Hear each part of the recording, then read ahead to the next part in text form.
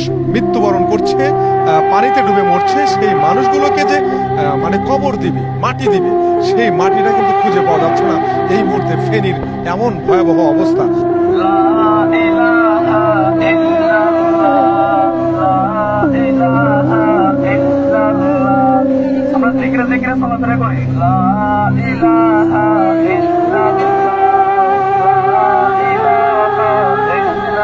দর্শক দেখতে পাচ্ছেন সেই ফেনী চট্টগ্রাম মহাসড়ক, এই মহাসড়কে বুক এবং একেবারে গলা পর্যন্ত পানি।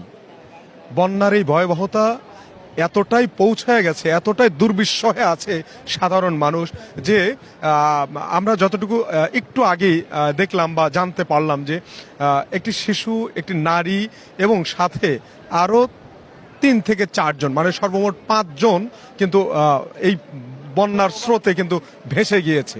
দর্শক, ভেসে গিয়েছে 4 থেকে 5 জন মানুষ, শিশু, নারী সহ। এতটাই ভয়াবহ স্রোত এবারের বন্যা ফেনী এবং চট্টগ্রাম মহাসাগর। দর্শক, আরও কিছু তথ্য, যেটা ফেনী শহরটা কিন্তু ইতিমধ্যে পানির নিচে তলে গেছে। শুধু শহরটাই তলে নাই, শহরের বিল্ডিংগুলো কিন্তু ইতিমধ্যেই ডুবে গেছে। ফেনী শহরে কিন্তু বিদ্যুৎ নেই, বিদ্যুৎ বিচ্ছিন্ন, কারণ এতটা ভয়াবহ পানির যে একটা আক্রমণ, সেই আক্রমণ কিন্তু ফেনীতে আমরা দেখতে পাচ্ছি। দর্শক, এই মুহূর্তে আমি কিন্তু ঢাকা চট্টগ্রাম অর্থাৎ ফেনী মহাসড়কে ঠিক এইভাবেই কিন্তু আসলে বুক পানির মধ্যে থেকে আপনাদেরকে দেখানোর চেষ্টা করছি। দর্শক, আরেকটি কথা বলি, যে যেটা হচ্ছে যে মানুষ মৃত্যুবরণ করছে, পানিতে ডুবে মরছে, সেই মানুষগুলোকে যে মানে কবর দিবে, মাটি দিবে, সেই মাটিটা কিন্তু খুঁজে পাওয়া যাচ্ছে না এই মুহূর্তে ফেনীর এমন ভয়াবহ অবস্থা। কারণ যে এতটাই পানির যে বেগ, এতটাই পানির বেগ যে মানুষকে কবর দিবে কোথায়, সেই জায়গাটাও কিন্তু, এই বেগটা যদি থাকে, সেই জায়গাটাও কিন্তু পাওয়া যাবে না এই ফেনী, কুমিল্লা এবং নোয়াখালী সহ বেশ আশেপাশের কয়েকটি জেলায়। দর্শক, আপনারা জানেন যে অনেকেই ভাবছে, অনেকেই বলছে যে ভারত থেকে ছেড়ে আসা যে এই যে বাঁধ, এই বাঁধ খুলে দেওয়া, সেই ভয়াবহ বাঁধ খুলে দেওয়ার কারণেই কিন্তু বাংলাদেশের এই কয়েকটি জেলা, 6 থেকে 8টি জেলায় কিন্তু আসলে এভাবে ভয়াবহ একটা বন্যার যে সৃষ্টি, সেই বন্যার সৃষ্টি আমরা দেখতে পাচ্ছি। দর্শক, ছোট ছোট বাচ্চা, শিশু বাচ্চাদেরকে আসলে সেই বিশ্বস্ত জায়গা, বাবার কাঁধ, বাবার বুক, সেই বাবার কাঁধে নিয়ে যাচ্ছে কেউ আসলে সেই বিশ্বস্ত জায়গাগুলো শিশুদের জন্য। কোথা থেকে আসছে? ঢাকা থেকে। জি। জানেন তো যে বন্যা একটু না, আমি আগে জানতাম না, আসার সময় তো এখানে আসার সময় পরে হচ্ছে টের পাইছি আর কি। এখন এই পরিস্থিতিতে হচ্ছে ফিরে যাওয়া সম্ভব হচ্ছে না, সেজন্য হচ্ছে যাইতে হচ্ছে আর কি, বাধ্যকতা।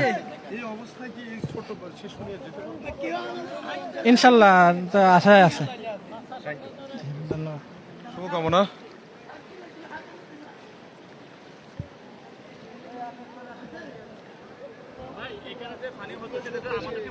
কাউন্টাররা যদি গতকাল আমাদেরকে বলতো তাহলে আমরা এখানে আসতাম না, কিন্তু ওরা জানে, এরা জানা সত্ত্বেও আমাদের এখানে বিপদের মুখে ঠেলে দিছে। কারণ অনেক মানুষ আছে কি কষ্ট দেওয়ার দরকার ছিল না, পিছনে যেতে পারতেছি না, সামনে যেতে পারতেছি না। ওরা কাউন্টারকে বারবার বলছেন এখানে কোনো পানি হয়েছে না, কোনো সমস্যা না, আমরা যেতে পারবেন নিশ্চিন্ত, কোনো সমস্যা না। কিন্তু অথচ তারা নিজেরা জানে এভাবে যে হবে, কিন্তু আমরা জানলে কিন্তু এভাবে করতাম না। মানে একদম বেশি। দর্শক, দেখতে পাচ্ছেন যে বৃদ্ধ বয়স্ক মহিলা যারা, তাদেরও কিন্তু খুব কষ্ট হয়েছে, তারা কিন্তু এভাবেই যাচ্ছে। দেখতে পাচ্ছেন অনেক কষ্ট হচ্ছে। কোথা থেকে ভাই ভৈরব থেকে আসছি ভাই। ভাই আমি চট্টগ্রাম থেকে আছি ভাই, বহুত পরিশ্রম হয়েছে এখান থেকে যাইছি ভাই। আজকে ওখানে বোধহয় 3-4 ঘন্টা থেকে হাঁটতেছে, কষ্ট হইতেছে ভাই, কিন্তু আমাদের ফ্যামিলি আরো ডুবি আছে, এদের জন্য আরো বেশি কষ্ট লাগতেছে ভাই। জানি না আমাদের দেশে যাইতে পারবে ভাই। দেশের পরিস্থিতি, ফেনীর অবস্থা খুবই ভালো না ভাই, সবাই ফেনীকে সাহায্য করেন ভাই। পরিস্থিতি বহু ভয়াবহ, সবার একটু সাহায্যের হাত বাড়াতে বলেন। দর্শক, এই ছিল আমার কাছে যে এই ফেনীর যে মহাসড়ক, এই ঢাকা চট্টগ্রাম ফেনীর যে মহাসড়ক, সেই মহাসড়কের যে দুর্বিষহ অবস্থা, সেই অবস্থা কিন্তু দেখতেই পাচ্ছেন আপনারা। আহারে কি কষ্টে মানুষ যাওয়া আসা করছে, একবারে বুক পানি পর্যন্ত, রাস্তার উপরে বুক পানি দেখতে পাচ্ছেন। ইনি কিন্তু আবার এটা মাথায় কি নিয়ে আসছেন? কোথা থেকে আসছেন? আমি ঢাকা থেকে আসছি, চিটাগাং যাচ্ছি। এটা খালি বক্স, কিন্তু আমাদের কাপড় চোপড় নিচে বক্সের ভিতরে এই এরই অনেক কষ্ট। বন্যার মধ্যে এখন ওই যে পানি এটা তো জানি না, বাস হলা ছাড়ছে গাড়ি, এই কারণে আমাদের আশা লাগছে। বাস কন্ট্রাক্টররা বলছে কি গাড়ি চলতেছে বলে বলে সব গাড়ি ছাড়ছে ওদিক থেকে 200 টাকা করে বেশি নিচ্ছে আমরা আমাদের থেকে। জানতে চাইছি যে কি ওখান থেকে গাড়ি ছাড়বে কিনা, গাড়ি চলবে কিনা। ওরা বলছে কি যোগাযোগ আছে, যোগাযোগ আছে বলে যারা আমরা- বাস মালিক আছে ওদের